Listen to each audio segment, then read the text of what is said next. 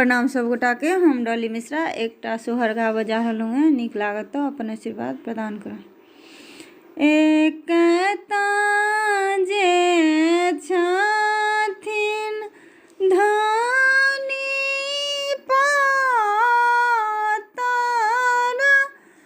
दोसरे गरब सरे ललन रे तेसरे में पिया के दुलारी दर्द कौन सहती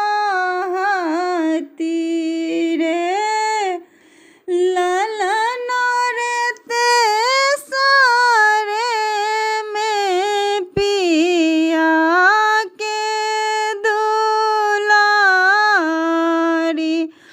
दर्द कौन सहती